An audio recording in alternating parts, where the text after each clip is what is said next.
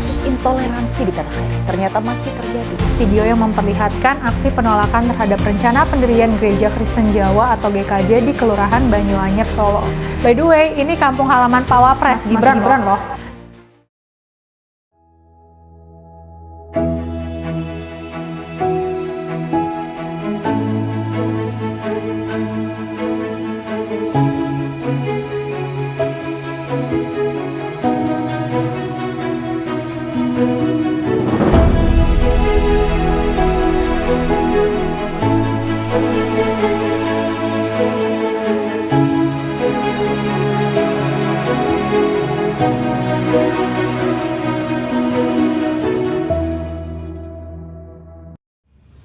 Selamat malam, Frater.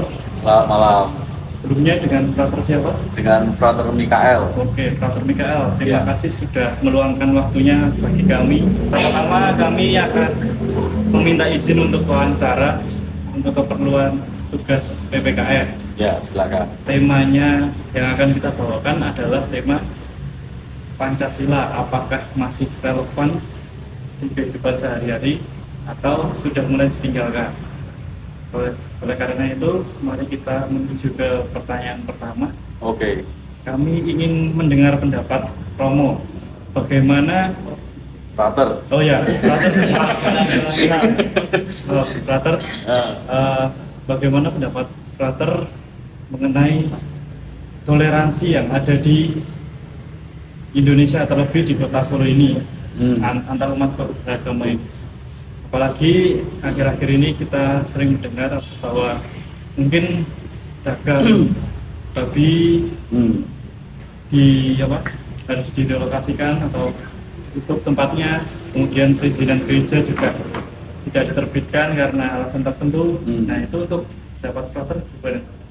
Ya, pertama-tama kita itu tetap perlu mensyukuri ya adanya Pancasila itu sendiri di negara kita. Sehingga karena itu lahir dari latar belakang bangsa kita juga seperti apa, yang saling menghargai satu sama lain, adanya toleransi seperti itu gitu. Kalaupun sekarang kita melihat ada beberapa kasus yang intoleran seperti itu, saya sih tetap masih bersyukur bahwa itu hanya sebagian kecil gitu.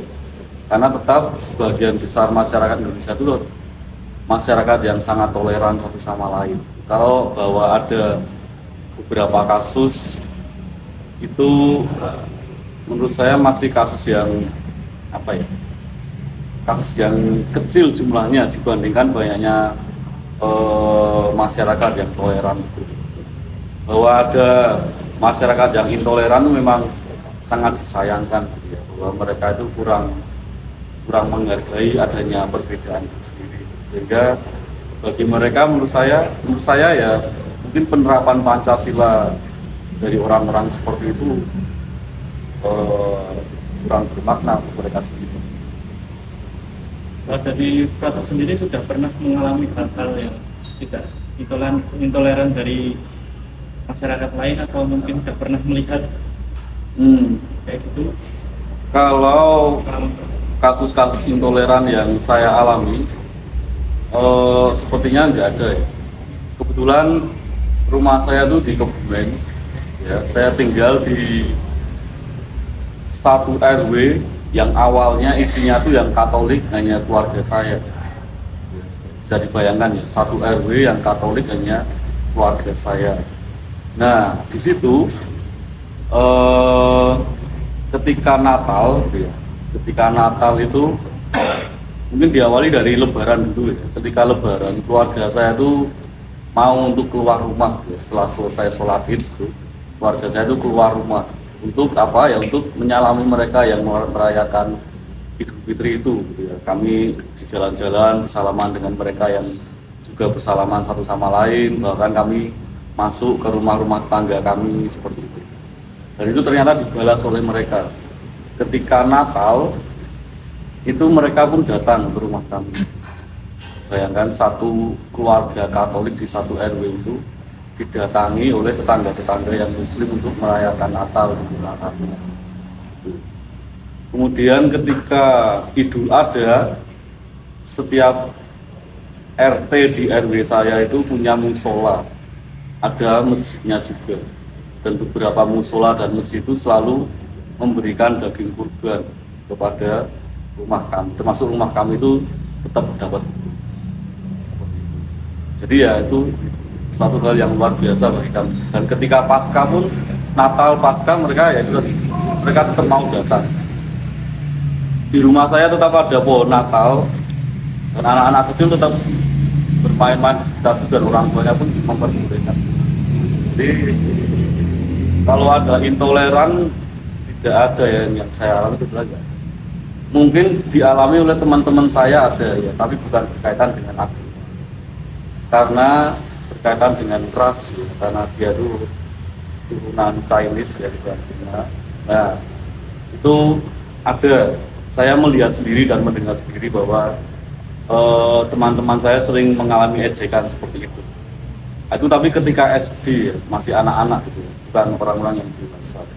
Ketika saya beranjak dewasa, saya nggak mengalami, nggak melihat itu. Oke, kemudian kita lanjut ke pertanyaan nomor 2, Romo. Ini mungkin agak sensitif atau masuk ke ranah politik.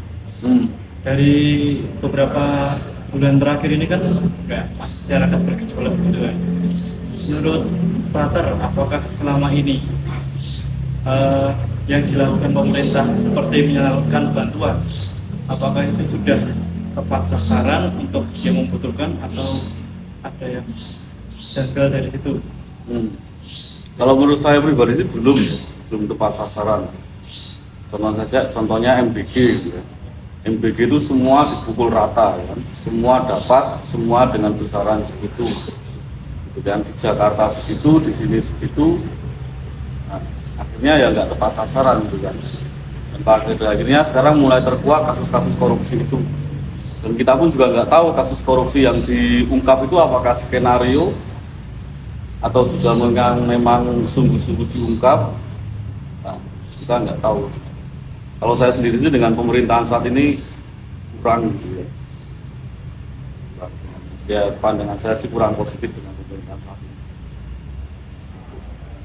Apakah dari sila yang kelima itu keadilan sosial itu memang dari 5 Pancasila itu memang benar-benar sudah tidak diterapkan, apalagi di sila kelima yang keadilan itu, apa memang pemerintah itu sudah mengabaikan hal itu atau bagaimana menurut pandangan Frater?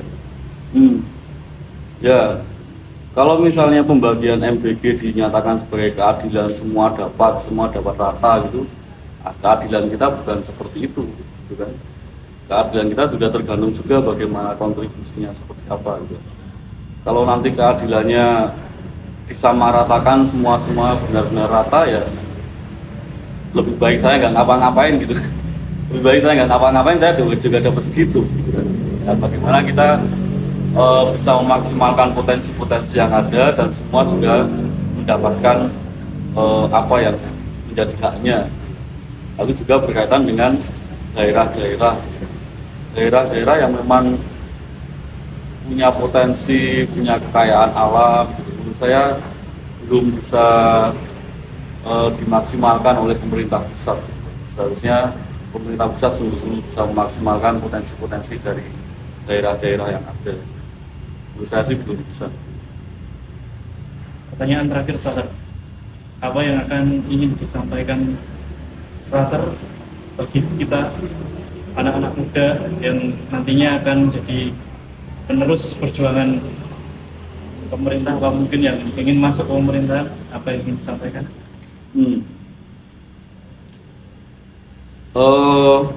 Untuk kalian atau untuk pemerintah? Bagi kita, apa yang untuk kalian. Ya, bekal-bekal kita mungkin rencana-rencana. Kalau untuk kalian tuh menurut saya banyak orang yang mengatakan bahwa politik itu kotor. Lalu pada akhirnya anak-anak muda cenderung nggak mau untuk masuk ke dunia politik seperti itu. Tapi menurut saya karena politik itu kotor, justru kalian tuh harus terjun di situ untuk membersihkannya. Justru ini kesempatan buat anak-anak muda seperti ini yang memang punya kompetensi, bukan sekedar loyalitas pada pemerintah atau ada atasan, tapi sungguh-sungguh punya kompetensi di bidangnya, sehingga pada akhirnya bisa memberikan suatu kontribusi yang nyata yang baik untuk bangsa ini. Salah satu caranya dengan berpolitik itu, jangan takut untuk politik, karena nanti ketika terjun ke dunia politik ya pasti akan ada banyak tantangannya, ada banyak godaannya, ada banyak suapan-suapannya seperti itu. Tapi ya menurut saya ini penting bagi anak muda supaya bisa memperbaiki negeri ini. Baik, terima kasih atas semua tanggapannya dan waktu yang telah diluangkan. Kami mahasiswa mekatronika mengucapkan terima kasih karena sudah. Ini saya izin tanya ya Pak.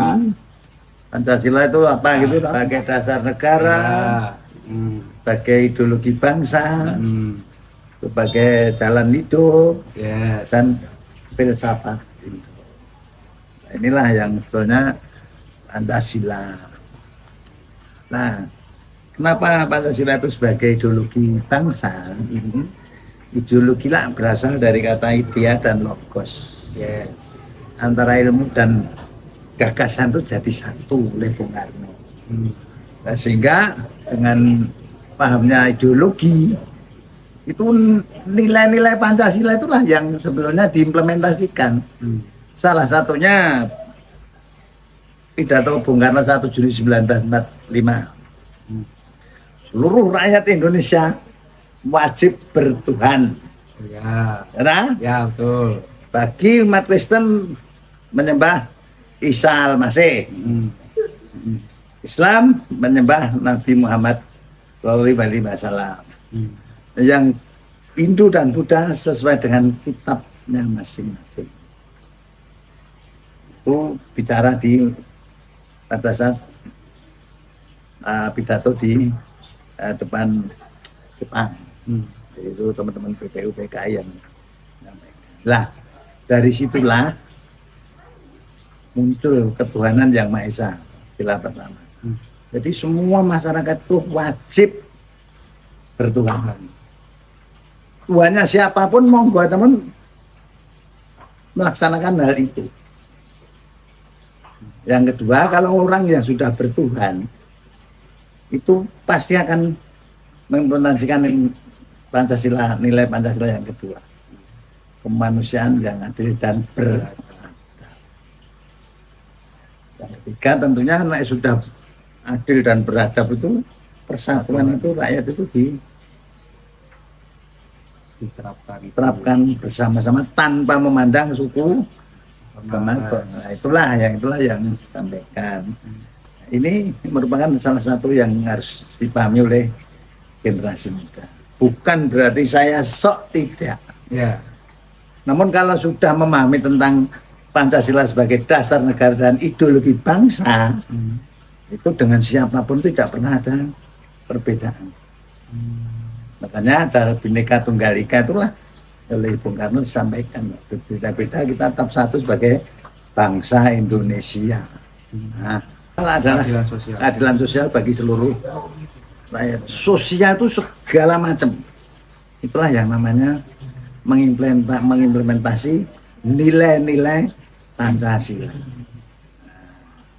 Itu dasarnya adalah itu aja, garis besarnya.